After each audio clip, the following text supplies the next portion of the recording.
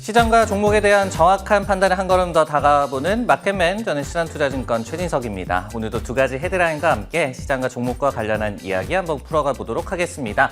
첫 번째 헤드라인부터 한번 확인해 보도록 하겠습니다. 드디어 꺾였다, 고용비용지수가 상승세가 좀 둔화됐다라는 그런 내용을 한번 준비를 해봤습니다. 이날의 경제지표가 이 지수의 상승세에도 좀 힘을 보태는 그런 모습이 나와줬는데요. 바로 지난해 4분기에 미국의 고용비용지수라는 그런 지표가 발표가 됐습니다. 근데 1% 상승으로 이번에 나왔어요. 그러면서 3분기에 1.2% 상승, 그리고 예상치였던 1.1% 상승을 좀 하회하는, 그러니까 고용 임금 상승세가 좀 둔화되는 그런 시그널을 줬던 지표라고 해석을 할 수가 있겠습니다. 항목별로 한번 뜯어보도록 하겠습니다. 임금과 급여가 1% 상승을 했는데 이것이 전분기에 대비해서 0.3%포인트 정도 하강을 했다라고 보시면 될 것 같고요. 여기에 이제 수당, 우리가 뭐 베네핏이라고도 얘기를 하는 그런 또 지표가 있는데 0.8% 상승하면서 0.2%포인트 내려왔고, 특히 이제 공무원 임금 같은 경우에는 1% 상승을 했는데 이것이 전분기에 대비해서 상승폭이 0.9%포인트나 하강을 했습니다. 고용비용지수 같은 경우에는요, 산업별로 그리고 직업군별로 뭐 좀 조정도 하고 가중시도 부여하고 이런 지표이기 때문에 가장 포괄적인 노동시장의 지표, 그리고 임금 지표라고 시장에서 좀 해석이 되기 마련입니다. 그렇기 때문에 또 연준도 굉장히 또 주시를 하는 그런 지표로도 최근에 많이 좀 각광을 받고 있는 그런 지표가 되겠는데요.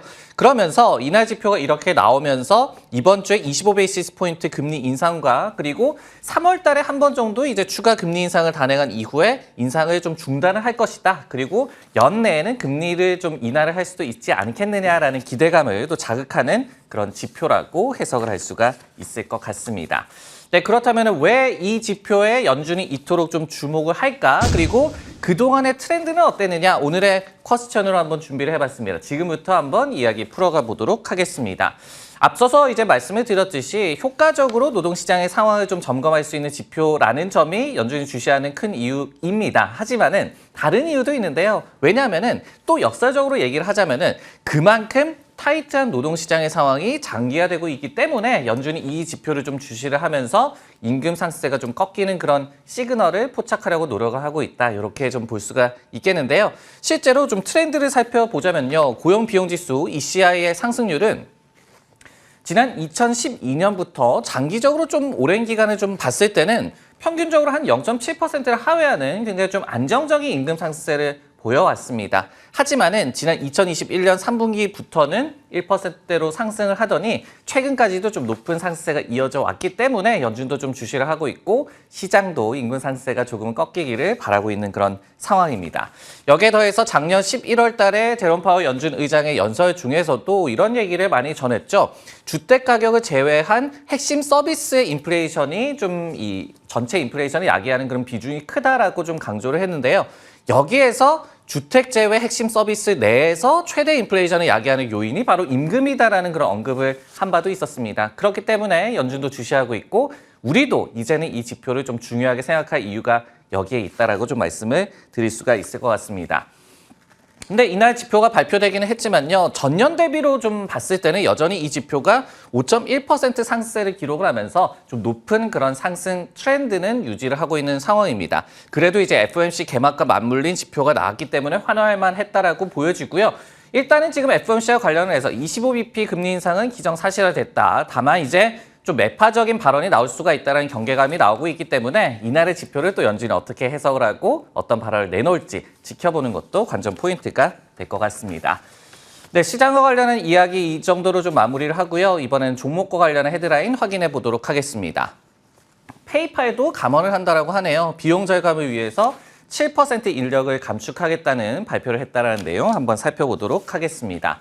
페이팔도 이제 감원 발표를 했는데요. 지금 보시듯이 뭐 비트코인의 또 수혜도 받은 적도 있었고, 왜냐하면 P2P 송금 이런 것도 있기 때문에, 하지만은 최근에 좀 어려움을 많이 겪으면서 결국은 감원을 하겠다라고 발표를 했습니다. 이날 오후에 이메일로 통보가 갔다라고 하는데요.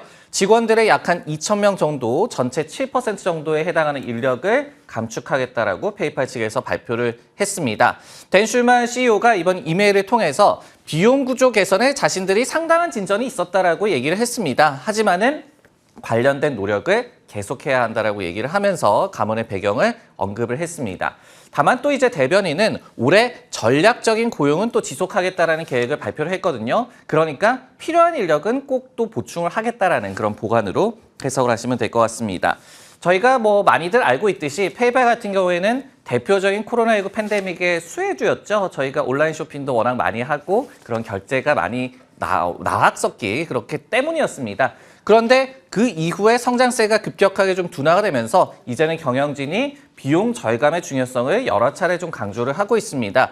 한 예를 드리자면은 작년 8월만 하더라도 올해 전체 최소 13억 달러의 비용을 절감하겠다라고 발표한 바가 있었거든요. 그렇기 때문에 이번에 감원 발표 역시도 올해 전반적인 비용 절감 계획의 일환으로 해석을 하시면 좋을 것 같습니다.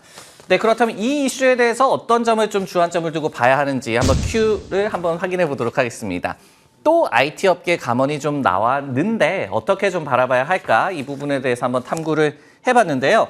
역사적으로 일단 감원 발표가 주가에 어떤 영향을 끼치느냐 이 반응에 대해서는 논쟁이 굉장히 심합니다. 근데 결과는 좀 애매할 수도 있겠지만은 나쁠 수도 그리고 좋을 수도 있겠다라고 좀 말씀을 드리겠는데 일단 이날의 주가 반응을 좀 보면은 페이팔은 후자 쪽이었다라고 정리를 해볼 수가 있을 것 같습니다. 그런데 이제 주가 반응 그리고 감원과 맞물리 주가 퍼포먼스와 관련이 깊은 그런 요소는요. 결국은 현재 처한 상황과 그리고 빈도라고 여러 가지 뭐 논문이라든지 연구 결과를 통해서 나왔습니다. 그러니까 비용 절감이 절실한 상황에서의 감원이 나오는 것은 시장도 어느 정도 이해를 하고 긍정적으로 바라보기도 한다. 하지만은 너무 자주 감원 소식이 나온다면은 그 기업에 대해서 시장의 우려를 또 야기할 수가 있다. 이렇게 일단은 좀 바라보는 것이 중요할 것 같고요.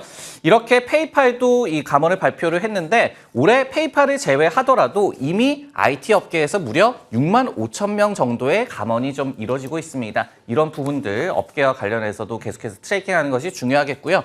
그렇다면은 아직 인력 감축이 없었던 IT 기업은 어떤 기업들이 있었을까? 이 부분도 좀 궁금할 것 같은데 몇 개가 있었습니다. 꽤 많았는데요. 첫 번째로 이 엔비디아가 아직까지 감원을 하지 않았습니다. 그리고 지난 뭐 여름 정도만 하더라도 또 고용을 좀 중단하는 그런 움직임을 보였었는데요. 그런데 지금은 또 링크드인을 보면은 1,000자리 넘게 또 일자리를 채용하고 있다. 이런 부분들도 확인이 되고 있습니다. 그리고 이제 애플 같은 경우에도 아직까지 감원을 하지 않았죠. 대신에 이제 팀 쿡 CEO가 임금을 대폭 삭감하겠다라고 얘기를 하면서 좀 솔선수범하는 그런 모습을 보여주고 있고요.